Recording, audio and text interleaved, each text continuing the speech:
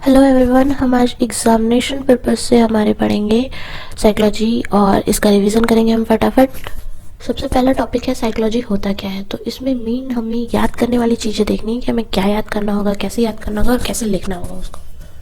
तो सबसे पहले हम यहाँ पे देखते हैं कि साइकोलॉजी जो वर्ड है वो डिराइव किया गया है ग्रीक वर्ड से, जिसको कि कहते हैं साइकी एंड लोगोस। साइकी इसका मतलब होता है सोल यानी आत्मा, और लोगोस का मतलब होता है टू स्टडी और साइंस यानी कि उसके बारे में ज्ञान प्राप्त करना या विज्ञान, उस चीज का विज्ञान। तो साइकोलॉजी का हमारा मीनिंग हो जाता है स्टडी ऑफ सोल, हमारी आत्मा के बारे में पढ़ना, हमारे जो बिहेवियर है उनके बारे में पढ़ना। तो बहुत सारे जो साइकोलॉजिस्ट हैं उन्होंने डिफरेंट डिफरेंट डेफिनेशंस दी हैं साइकोलॉजी को लेकर के।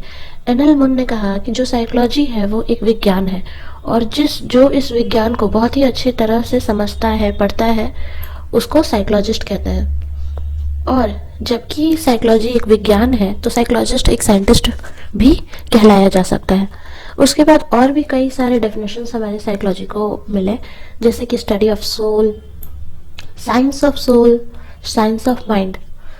फिर डिफरेंट डिफरेंट साइकोलॉजिस्ट ने डिफरेंट डिफरेंट डेफिनेशंस दिए हैं साइकोलॉजी के बारे में। The science of study of conscious experience, the study of objective behaviour by subjective experience, ये स्कूल ऑफ इंट्रोस्पेक्शनिज्म ने दिया, और the science of human behaviour. मतलब हमें यहाँ पे ढेर सारे डेफिनेशंस मिलेंगे साइकोलॉजी को लेकर के, तो हम कुछ इसमें से याद कर लेंगे ताकि हम एग्जाम में इसे लिख सकें। The science of experience and behaviour यानी कि हम जो महसूस करते हैं और जिस तरह का बर्ताव करते हैं उसकी स्टडी को साइकोलॉजी कहते हैं। अब जितने भी सारे डेफिनेशंस थे वो टेंजिबल नहीं थे, मतलब कि सेटिस्फाई नहीं कर रहे थे एग्जैक्टली साइकोलॉजी होता क्या है उसको। तो हम इसके लिए एक परफेक्ट डेफिनेशन ढूंढते हैं। तो सिटी मॉर्गन ने क्या बताया कि साइकोलॉजी जो है वो ह्यूमन और एनिमल के बिहेवियर की स्टडी को कहा जाता है, और उस बिहेवियर की स्टडी के बाद जो हमारे पास निकलता है, जो डेटा हमें मिलता है, उस डेटा का जो एप्लीकेशन होता है हमारे रियल लाइफ प्रॉब्लम को सॉल्व करने के लिए, वो उन सब चीज़ों को मिलाकर साइकोलॉजी में रखा गया। तो psychology is the science of human and animal behaviour and it includes the application of science on to human problems. यानी कि इस स्टडी को ऑब्जर्व करना, उसको पढ़ना, उसको समझना, उन सब के ऑब्जर्वेशन को जो हमारे पास कंक्लूजन निकलता है, उस कंक्लूजन को ह्यूमन प्रॉब्लम्स को सॉल्व करने के लिए यूज़ किया जाता है। और ये सारी चीज़ें हम कहाँ पढ़ते हैं? साइकोलॉजी में। अब साइकोलॉजी जो है उसका एप्लीकेशन क्या है? ये ज़्यादातर हमारे रियल लाइफ प्रॉब्लम को सॉल्व करने के लिए यूज़ होता है। अब है कुछ गोल्स ऑफ साइकोलॉजी। तो साइकोलॉजी के गोल क्या क्या है, क्यों हम पढ़ते हैं, क्या पर्पस होता है? तो सबसे पहला पर्पस होता है डिस्क्राइब करना यानी कि वर्णन करना। फिर दूसरा होता है समझना, प्रेडिक्ट करना और कंट्रोल करना। फिर उसको मॉडिफाई करना, किसको? बिहेवियर एंड मेंटल प्रोसेसेस, यानी कि किसी भी एनिमल या ह्यूमन के बिहेवियर और उसके मेंटल प्रोसेसेस को पढ़ना, समझना, वर्णन करना, कंट्रोल करना, उसको फर्दर मॉडिफाई करना। ये सारी चीज़ें हम साइकोलॉजी के गोल्स के तौर पे पढ़ते हैं और देखते हैं। साइकोलॉजी का स्कोप क्या क्या है? साइकोलॉजी के बहुत सारे स्कोप हैं। हम नंबर ऑफ ब्रांचेस देख सकते हैं साइकोलॉजी के। कौन कौन से ब्रांचेस हैं? Clinical psychology, counselling psychology, school and educational psychology, experimental and physiological, industrial and organisational, social, developmental and community. ये अलग अलग जगहों पे यूज़ होता है। क्लिनिकल काउंसलिंग हम फिजियोथेरेपिस्ट भी यूज़ करते हैं ताकि हम पेशेंट का ट्रीटमेंट अच्छे से कर सके। School and educational psychology students के लिए यूज़ होता है ताकि वहाँ उनकी साइकोलॉजी को रीड किया जा सके, ऑब्जर्व किया जा सके। एक्सपेरिमेंटल एंड फिजियोलॉजिकल, जो फील्ड एक्सपेरिमेंट होता है, लैब एक्सपेरिमेंट होता है, नेचुरल सेटिंग में एक्सपेरिमेंट होता है। फिजियोलॉजी यानी कि फंक्शनल साइकोलॉजी, हमारा जो फिजियोलॉजिकल साइकोलॉजी है, फंक्शंस कैसे होते हैं। उसके बाद इंडस्ट्रियल एंड ऑर्गेनाइजेशनल साइकोलॉजी, किसी भी एम्प्लॉय या बॉस का जो रिलेशनशिप होता है, जो भी वर्क्स होते हैं वो कैसे किए जाते हैं, उन सब की स्टडी अलग अलग ब्रांचेस में पढ़ी जाती है। सोशल है, developmental from birth to death, जो भी साइकोलॉजी इन्वॉल्व होता है, एक कम्युनिटी में किस तरह का साइकोलॉजी देखा जाता है, ये सारी चीज़ें हम डिफरेंट ब्रांचेस देख सकते हैं। और भी कितने अप्लाइड फील्ड है साइकोलॉजी के, जैसे कि मेंटल हेल्थ के लिए हम साइकोथेरेपी देते हैं, स्ट्रेस वगैरह के पेशेंट आते हैं तो उनको डिफरेंट डिफरेंट थेरेपीज दी जाती है, काउंसलिंग दिया जाता है। तो ये सारे अलग फील्ड्स हैं साइकोलॉजी के, जिसको कि अप्लाइड फील्ड ऑफ साइकोलॉजी भी कहा जाता है। अब आता है उसके बाद स्कूल्स ऑफ साइकोलॉजी। यहाँ स्कूल का मतलब होता है आइडियोलॉजी, यानी कि किसी भी साइकोलॉजी पे जितने भी ब्रांचेस हैं या जितने भी हमने स्कोप्स देखे उनका एक आइडियोलॉजी होता है। अब आइडियोलॉजी कैसे बनते हैं, तो क्या होता है कि जो लाइक माइंडेड साइकोलॉजिस्ट होते हैं उनका एक ग्रुप होता है और वो आपस में डिस्कशन करते हैं, आर्ग्यू करते हैं, तर्क वितर्क करते हैं अपने व्यूज पे एक दूसरे से, किस चीज के बारे में, अपने आइडियोलॉजी के बारे में, साइकोलॉजी से रिलेटेड। तो हमारे यहाँ दो स्कूल्स मिले, यानी कि दो आइडियोलॉजी मिली, एक अर्ली स्कूल ऑफ साइकोलॉजी और एक मॉडर्न पर्सपेक्टिव। हमें अर्ली स्कूल ऑफ साइकोलॉजी पढ़ना है फॉर एग्जाम पर्पस। उसके बाद आता है अर्ली स्कूल ऑफ साइकोलॉजी में स्ट्रक्चरलिज्म, फंक्शनलिज्म और बिहेवियरिज्म, साइकोएनालिसिस। जेस्टाल्ट साइकोलॉजी हमें एग्जाम में नहीं पढ़ना है। हम एक एक करके स्ट्रक्चरलिज्म को पहले पढ़ेंगे कि आखिर वो होता क्या है। स्ट्रक्चरलिज्म में देखा गया कि इसका जो इस आइडियोलॉजी को लाने का ये पर्पस था कि यूनिट एलिमेंट को के बारे में पढ़ना, यानी कि जो इकाई होती है किसी भी, जो हमारे बिहेवियर है, किसी भी तरह का हमारा सेंसेशन है, हमारा इमोशन है, वो किस यूनिट की वजह से, किस एलिमेंट की वजह से बना या फिर आया या कंप्राइज हुआ, इस चीज की स्टडी हम स्ट्रक्चरलिज्म आइडियोलॉजी में देखने लगे। तो क्या होता था, वहां पे देखा जाता था यूनिट ऑफ सेंसेशन क्या है, हमारा जो इमेज है, इमोशन है, उसको कौन कंप्राइज कर रहा है, ये हम देखते थे। इस आइडियोलॉजी का मेथड क्या था, इंट्रोस्पेक्शन। वो कैसे, हम एक एग्जांपल लेंगे। एक सब्जेक्ट को क्या किया जाता था कि किसी भी तरह का कलर लाइट दिखा करके और उनसे पूछा जाता था कि आप उसको एज पॉसिबल एज जितने भी माइन्यूट तौर पे आप उसको एक्सप्लेन कर सकते हैं, आप एक्सप्लेन करिए। तो एक स्टिमुलस होता था जिसको दिखा करके, जिसको एक्सपीरियंस करा करके सब्जेक्ट से पूछा जाता था कि आप इसको एक्सप्लेन करें। इंट्रोस्पेक्शन इसका मेथड था। उसके बाद हमारा आता है फंक्शनलिज्म।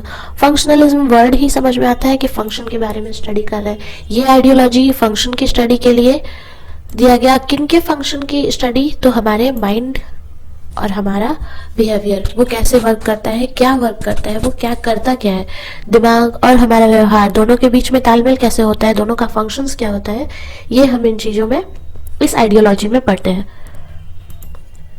इसका मेथड क्या था, ये क्या करते थे, ये जो साइकोलॉजिस्ट थे जिन्होंने ये आइडियोलॉजी दी फंक्शनलिज्म, वो बहुत सारे एक्सपेरिमेंट करते थे। जैसे कि लर्निंग, हम याद कैसे करते हैं, हम मेमोरी में किसी चीज को रिमेम्बर करके कैसे रखते हैं, हम सीखते कैसे हैं, लॉजिकल क्वेश्चन हम कैसे डील करते हैं, किसी भी चीज, किसी भी स्टिमुलस के प्रति हम मोटिवेट कैसे होते हैं, ये सारे फंक्शंस की स्टडी पे के लिए एक्सपेरिमेंट्स करते थे और इस तरह से ये आइडियोलॉजी दी गई। अब एक और आइडियोलॉजी आता है बिहेवियरिज्म।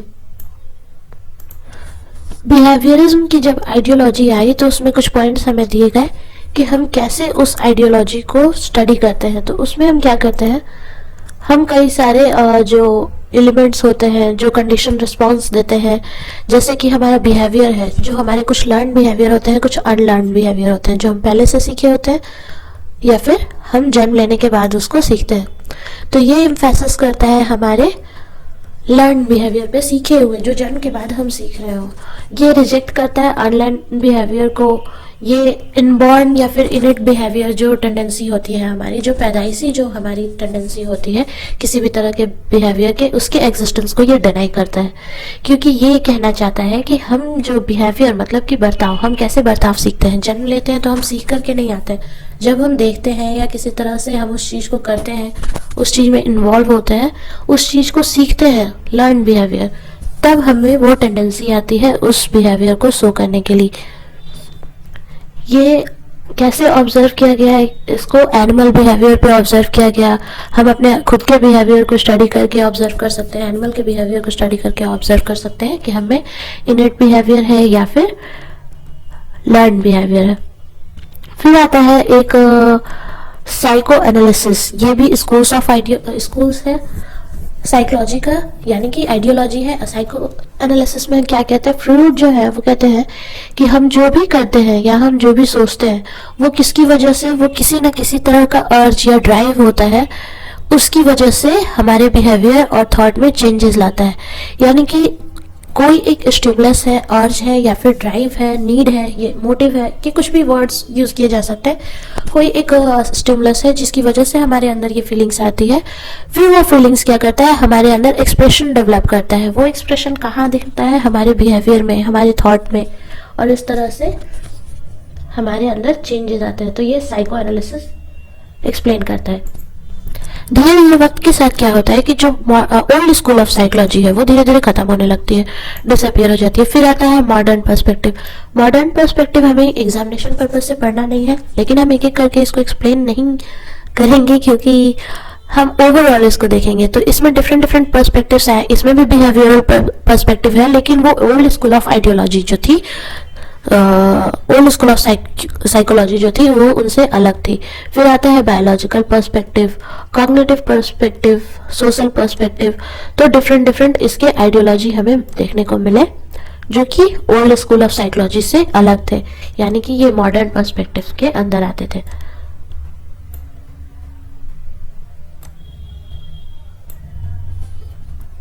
फिर आते हैं method of psychology. Method of psychology में हम क्या क्या देख सकते हैं, experimental method, observation method, introspection method और इन्वेस्टरी मेथड। और मेथड्स देखते हैं केस स्टडी, कोरिलेशन और सर्वे मेथड। एक एक करके हम एक्सप्लेन करेंगे। हमें सबसे पहले पढ़ना है एक्सपेरिमेंटल मेथड। इसमें क्या होता है, जस्ट हम एक एक्सपेरिमेंट के बारे में सोचते हैं। वहाँ क्या होता है, हाइपोथेसिस होता है, वेरिएबल होता है, कंट्रोल होता है। अब वेरिएबल, हाइपोथेसिस और कंट्रोल का रोल क्या होता है, ये तीन चीजें होती हैं। इन तीनों का रोल क्या होता है, जो हमारा वेरिएबल होता है उसमें चेंज होता है या फिर वो वेरी करता है। तो हमारे जो माने गए इवेंट है, यानी कि हाइपोथेसाइज्ड इवेंट जो है, उसमें वेरिएबल का रोल होता है कि वो चेंज हो सकते हैं, लेकिन कुछ कांस्टेंट भी होते हैं जो कि चेंज नहीं किए जाते हैं, कुछ कंडीशन को कांस्टेंट रखा जाता है। अब जब भी वेरिएशन होता है हमारे इवेंट में, जो हाइपोथेसाइज्ड वेरिएबल्स होते हैं, जब भी उनमें चेंज होता है तो उस चेंज की वजह से उस एक्सपेरिमेंट पे क्या असर आता है और हमारा जो कंक्लूजन क्या निकल के आता है वो हम स्टडी करते हैं कि किस तरह हमारा जो बिहेवियर को इन्फ्लुएंस कर रहा है हमारा वेरिएबल। इस चीज की एक स्टडी को हम एक्सपेरिमेंटल मेथड में देखते हैं। एक्सपेरिमेंटल मेथड भी दो तरह के होते हैं, एक लैबोरेटरी होता है एक्सपेरिमेंट, दूसरा होता है फील्ड एक्सपेरिमेंट। लैबोरेटरी एक्सपेरिमेंट में हम देखते हैं हाइपोथेसिस, वेरिएबल, कंट्रोल, एज जैसा कि मैंने पहले कहा। अब यहाँ क्या होता है, एक्सपेरिमेंटल जो है उसके लिए हाइपोथेसिस जो है वो अबव सेड एग्जांपल की तरह होगा, और वेरिएबल होगा क्या, तो एज या फिर लर्निंग एबिलिटी, यानी कि डिफरेंट डिफरेंट सब्जेक्ट्स होंगे तो उनके एज भी डिफरेंट होंगे, उनकी लर्निंग एबिलिटी भी डिफरेंट होगी। हाइपोथेसिस होगा एक गिवन स्टेटमेंट होगा किसी भी पर्टिकुलर सिचुएशन पे। उसके बाद आता है हमारा फील्ड एक्सपेरिमेंट। फील्ड एक्सपेरिमेंट में क्या होता है, ये एक्सपेरिमेंट नेचुरल सेटिंग में होता है, कोई भी आर्टिफिशियलिटी को अवॉइड किया जाता है। यहाँ पे सब कुछ नेचुरल होता है, एक नेचुरल सेटिंग, नेचुरल इवेंट होता है, नेचुरल कंडीशन में होता है। फील्ड एक्सपेरिमेंट का फायदा क्या हो जाता है कि हम इसको रेप्लिकेट कर सकते हैं, रिपीट कर सकते हैं, किसी के द्वारा रिपीट किया जा सकता है ताकि उनकी डिफरेंट डिफरेंट एबिलिटीज को ऑब्जर्व किया जा सके, स्टडी किया जा सके। फिर आता है ऑब्जर्वेशन मेथड। ऑब्जर्वेशन मेथड में हम क्या क्या देखते हैं, ये रिसर्च मेथड भी कहलाता है। इसमें हम स्टडी करते हैं लोगों के रिएक्शंस की, जो कि नेचुरली ऑकरिंग इवेंट होते हैं नेचुरल सेटिंग में, उसमें जो रिएक्शन होते हैं लोगों के उनकी स्टडी करते हैं। अब यहाँ पे दो तरह का ऑब्जर्वेशन होता है, direct observation, indirect observation. Observation method हम अपनी क्लास के एग्जाम्पल को लेकर के देख सकते हैं कि हम कभी कभी बुक पढ़ रहे होते हैं और पीछे कोई गॉसिप कर रहा होता है तो हमारा ध्यान वहां भी होता है, तो हम दिखाते तो ये है कि हम पढ़ाई कर रहे हैं पर हमारा कान और ध्यान उन बातों में होता है, तो वो हमारा ऑब्जर्वेशन हो गया, जो कि इनडायरेक्ट ऑब्जर्वेशन हो गया। वो डायरेक्ट ऑब्जर्वेशन का एग्जांपल हो गया। इनडायरेक्ट ऑब्जर्वेशन में हमारे जो वीडियोस होते हैं, मोशंस पिक्चर्स होते हैं, वो सारी चीजें आती हैं। तो जितने भी verbal reports, video, motion picture, audio recordings होते हैं वो इनडायरेक्ट ऑब्जर्वेशन के एग्जांपल है। और जो कि डायरेक्ट ऑब्जर्वेशन के एग्जांपल हो सकते हैं, उसमें भी आते हैं डिफरेंट डिफरेंट ऑब्जर्वेशन, जैसे कि laboratory observation, naturalistic observation, participation observation. Laboratory observation में एक्सपेरिमेंटर जो है वो एक सब्जेक्ट को रखे हुए है, वहां पे उसकी कंडीशन है, कुछ एक स्टैंडर्ड सेटिंग क्रिएट करता है जो साइंटिस्ट होता है, फिर वो जो सब्जेक्ट का बिहेवियर है वो कैसे स्टिमुलेट्स होगा उसके इंटरेस्ट से, उनके जो रिस्पॉन्सेज हैं उनसे, ये सारी चीज़ें लेबोरेटरी एक्सपेरिमेंट में ध्यान रखते हुए की जाती हैं। उसके बाद लेबोरेटरी एक्सपेरिमेंट का एक एग्जांपल देख सकते हैं कि हमारी जो माँ होती है उनके बिहेवियर को स्टडी किया गया, यानी कि उनके जो पहले बच्चे हैं उनके प्रति उनका बिहेवियर और उनके जो बाद के बच्चे होते हैं उनके प्रति उनका बिहेवियर, ये लेबोरेटरी ऑब्जर्वेशन के अंदर ऑब्जर्व किया गया। नेचुरलिस्टिक ऑब्जर्वेशन क्या होता है, इसका एग्जाम्पल है कि कोई भी एक ऑब्जर्वर है या फिर आप क्लास में बैठे हैं और आप पढ़ रहे हैं बुक और आप अपने आसपास के लोगों की बातों को सुन रहे हैं, तो ये हमारा नेचुरलिस्टिक ऑब्जर्वेशन हो गया। पार्टिसिपेंट ऑब्जर्वेशन में क्या होता है, जो एक्सपेरिमेंटर है वो खुद भी उस चीज में इन्वॉल्व होता है उस सब्जेक्ट के साथ, ताकि वो वहाँ हो रही घटनाओं को ऑब्जर्व कर सके। तो ये हमारा different types of direct observation हो गया। इसके एडवांटेज क्या है, close contact with the subject. Disadvantage है कि वो जो एक्सपेरिमेंटर है या फिर जो ऑब्जर्वर है वो किसी ना किसी तरह से अनजाने में इन्फ्लुएंस कर सकता है सब्जेक्ट के बिहेवियर को, और उस वजह से सब्जेक्ट का जो नेचुरल बिहेवियर है वो ना हो करके किसी तरह से दूसरा बिहेवियर देखने को मिल सकता है। फिर आता है इंट्रोस्पेक्शन मेथड। इंट्रो मतलब होता है सेल्फ इंस्पेक्शन, मतलब होता है जांच पड़ताल करना। तो खुद का जांच पड़ताल करना, looking into one own self, looking within, या फिर one's looking into one's own thought, ये होता है इंट्रोस्पेक्शन मेथड के अंदर। हम क्या करते हैं, हम एक एग्जांपल देखते हैं, फटाफट हम एग्जांपल से इसको समझेंगे कि जब भी एक कोई भी सब्जेक्ट हो या फिर आप खुद को एक सब्जेक्ट बना करके इस चीज को समझो कि जब आप किसी भी जोक पे हंसते हो तो आपके साथ जो घटना होती है, किसी भी एक्सपीरियंस को आप ऑब्जर्व करते हो, तो किसी जोक पे आप हंसते हो तो आप उसको ऑब्जर्व नहीं कर सकते हो। जैसे ही आप ऑब्जर्व करने की कोशिश करोगे अपनी मुस्कान को, वो गायब हो जाएगी, द लाफ्टर डिसअपियर्स। तो क्या होता है कि अब इस एक्सपीरियंस को याद करने के लिए कि आपका अनुभव कैसा रहा, एक मेथड यूज किया जाता है जिसको कि रेट्रोस्पेक्शन बोलते हैं। रेट्रोस्पेक्शन में क्या होता है कि जो सब्जेक्ट है वो पिछली हुई घटनाओं को याद करके उसके अनुभव को ऑब्जर्व करके स्टडी करता है और एक स्टडी तैयार करता है कि उसके जो एक्सपीरियंसेस थे वो कैसे थे। लेकिन ये रेट्रोस्पेक्शन सबके लिए पॉसिबल नहीं था, ये किसी भी एनिमल या फिर चिल्ड्रन के लिए यूज नहीं किया जा सकता था। साथ साथ मेमोरी पावर की भी बहुत आवश्यकता होती थी, क्योंकि बिना मेमोरी पावर का आप उन चीजों को रिकॉल नहीं कर सकते हो। अगर आप उस चीज को रिकॉल भी कर सकते हो तो उस वक्त में हुई हर एक घटनाओं को रिकॉल करना पॉसिबल नहीं होता है। तो ये सारे हमारे इंट्रोस्पेक्शन मेथड के लिमिटेशंस होते हैं। फिर आता है इन्वेंशनरी मेथड, जिसको कि क्वेश्चनर मेथड भी बोलते हैं। क्वेश्चनर मतलब कि क्वेश्चन के द्वारा ऑब्जर्वेशन करना, स्टडी करना साइकोलॉजी की। अब इसमें क्या क्या होता था, क्वेश्चनर मेथड में कुछ क्वेश्चंस होते थे एक फॉर्म में जो कि ऑब्जेक्टिव फॉर्म में होते थे। रेस्पोंडेंट क्या करता था, उसको आराम से अपने अकॉर्डिंग फिल करता था। लेकिन इसमें भी बहुत सारे इसके कैरेक्टरिस्टिक्स होते थे, जैसे कि जो क्वेश्चन है वो बहुत ज़्यादा वर्डेड नहीं होना चाहिए, वो उसी कैटेगरी से बिलोंग करना चाहिए जो रिस्पोंडेंट फिल करना चाहता है, जिसके लिए रिस्पोंडेंट वहाँ पे आया हुआ है। उन्हें एक अनोइंग आइटम्स उसमें अवॉइड होने चाहिए, कोई भी ऐसे शब्द नहीं होने चाहिए जो रिस्पोंडेंट को प्रॉब्लम करे, ये बहुत ज़्यादा लंबा नहीं होना चाहिए। और इसके एडवांटेज क्या होते थे कि ये बहुत ही इजीली फिल कर दिया जाता था, ऑब्जेक्टिव क्वेश्चंस होते थे तो इजीली अंडरस्टैंडिंग होते थे और टाइम कंज्यूमिंग काफ़ी कम होता था, एक्सपेंसिव भी ये काफ़ी लेस होता था। लेकिन कई बार इसके लिमिटेशंस भी देखने जरूर हो जाते थे।